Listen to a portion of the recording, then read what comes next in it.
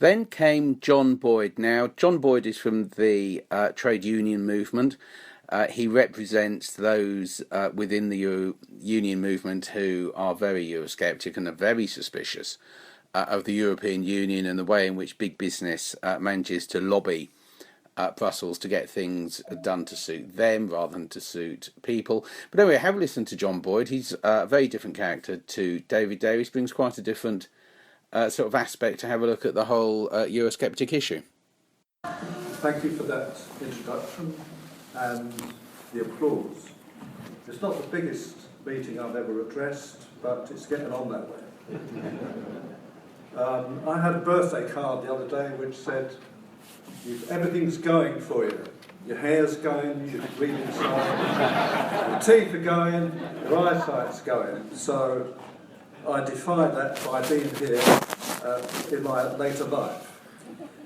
Our campaign, we call it CAVE, was founded in 1992 to address the labour and trade union movement and win it back to the anti-EU position it held from the 1960s until 1988. This is the year when Jacques Delors and the myth of social Europe to the trade union movement sold it to the trade union movements in Denmark, Ireland and Britain. And Henrik, a friend of mine, would tell you that. And that was in exchange for support for the European Union. This was in the run-up to the Maastricht Treaty, the single market and the single currency. And thank goodness we didn't join the single currency. Yeah.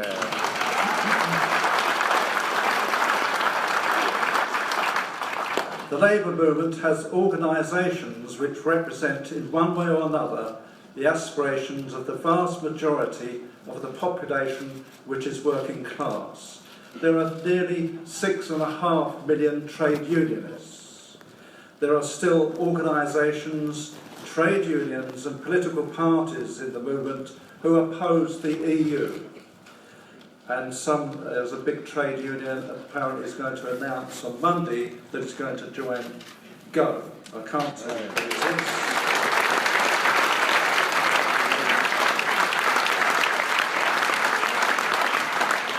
In general, the media ignores us. I hope they don't tonight. But one thing is certain, we're not going to win this referendum without the labour and trade union movement.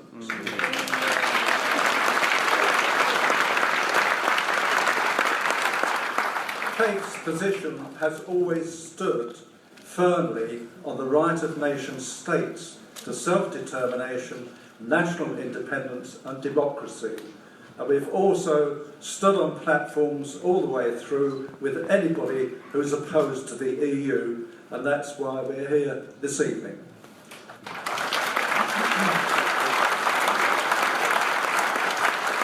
The EU is the antithesis of democracy, and previous speakers have made this clear.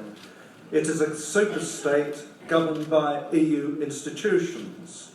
But we need to make clear there is a continent of Europe and the European Union. Don't talk about Europe, that's a propaganda victory.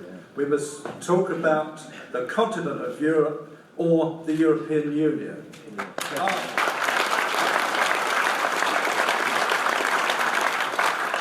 The searching question is Norway in Europe? Because you didn't know the answer.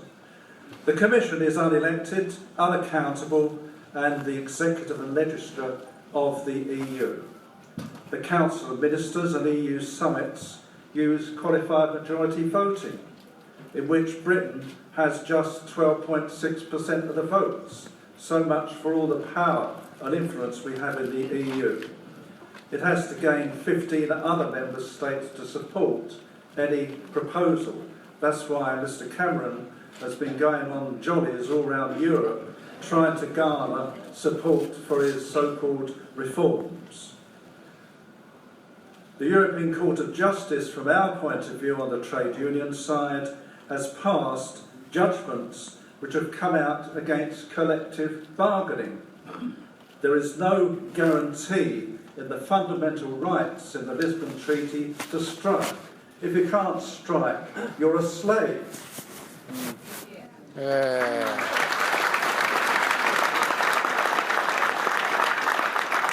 And they come out for the free movement of labour, which we oppose.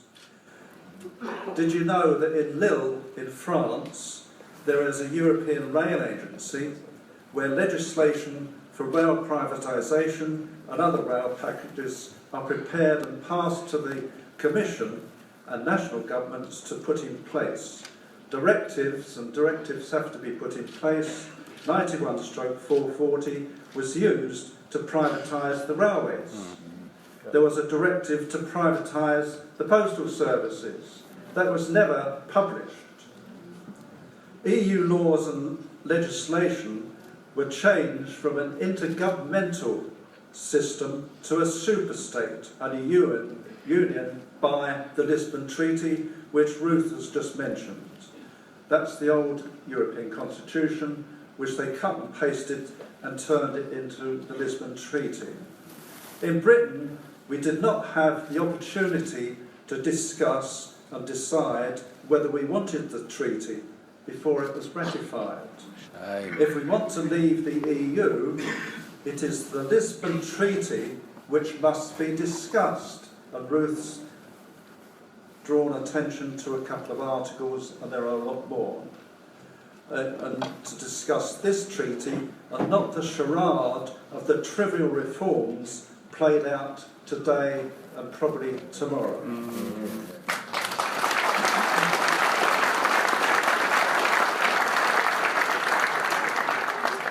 While that's all going on, the European Commissioner for Trade is negotiating undemocratically the secret transatlantic trade and investment treaty, and it's nothing about trade at all, with her counterpart in Washington. TTIP and the associated interstate dispute settlement, ISDS tribunals, overarch the EU with the object of bolting together the EU and the US markets with poorer regulations on food, labour conditions and wages, and so on. ISDS gives transnational corporations powers to take governments to courts, their own courts, their secret courts, and there's plenty of information of that around. For instance, the Egyptian government was taken to one of these courts, fined for daring to raise the minimum wage. The claws are out via TTIP and ISDS to grab and privatise the NHS. For the largest lobby group in the US, the health and pharmaceutical companies. TTIP and ISDS override our parliaments and our democracy. There is, however, a growing movement against TTIP and ISDS. For instance, 250,000 Germans demonstrated on the streets of Berlin against TTIP. A petition signed by over 3 million people was lodged with the European Parliament.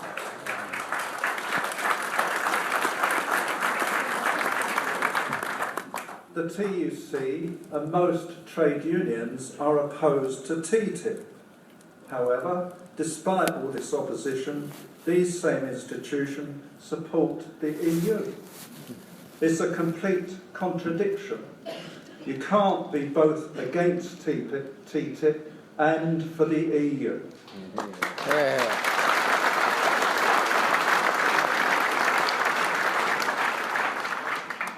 Leave EU has published a pamphlet called Stop TTIP, and I hope you will get hold of some of these, read about it, understand it, and pass the word around. Kate says that democracy only works within nation states and not between them. There's no democracy between us and Greece, for instance. To date, the world is run with nation states having the right to self-determination and national democracy. There are more nation-states today than there were 10 years ago. The nation-state is here to stay for the foreseeable future. It is not a 19th century anachronism.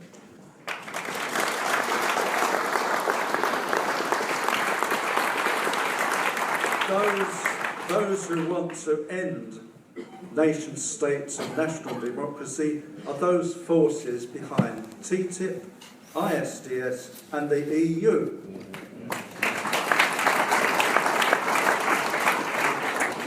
Britain as a nation-state to function to the benefit of the people of Britain must have control of its own borders, must be able to control its fisheries and the sea underneath, protect its industries and jobs involved, control borders to decide who comes into Britain.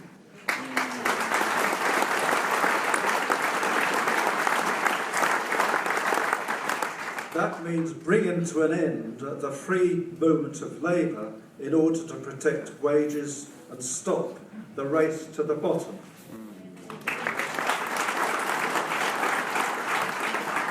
But that's a trade union term. These are the concerns of all who work for their living and their trade union. The free movement of labour and immigration are different issues. Both require control of Britain's borders. Since the 1975 referendum, which I took part in, the deindustrialisation of Britain is all but complete, and I'm talking as an engineer. We had a coal industry, a steel industry, shipbuilding and a manufacturing. We traded across the world, as Ruth earlier has stated. Those industries were the backbone of the economy and which created wealth to pay for all the public services such as the NHS and the welfare state. There are 1,680,000 people out of work at the moment. Many of these are young people and their lives are being wrecked. We have soup kitchens and food banks. The alternative to EU membership is to have an economy based on manufacturing, associated industries, and to trade across the world, including nation-states in the EU.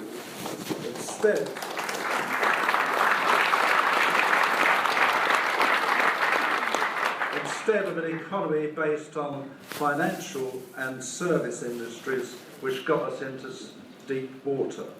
That's in addition to being locked into a crisis-ridden EU. We need to get out of the thing. Regarding jobs, for example, part of the alternative outside the EU lies in the continent of Africa, the subcontinent of India and Pakistan, which need electrification. They haven't got electrification. We should make the equipment and other manufacturers. We need a merchant navy to carry these goods, and a steel industry and shipbuilding, making ships to carry the goods. We can work out amongst ourselves and with others a rational future for Britain and its peoples. Cave says the only way to oppose TTIP, ISDS, rule by Brussels and the free movement of everything is to dump the Lisbon Treaty.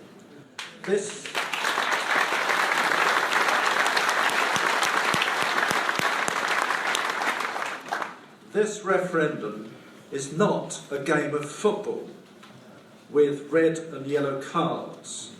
We must show the red card to Messrs Juncker, Tusk, Schulz and Cameron. Get them off the pitch.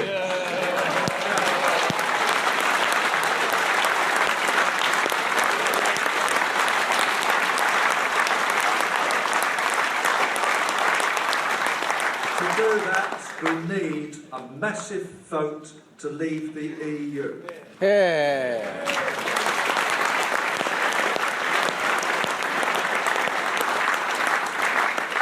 A On behalf of all those in the Labour movement who oppose the EU, I wish all sections of the campaign, from wherever constituency come, all the best in getting us out of the EU. Thank you.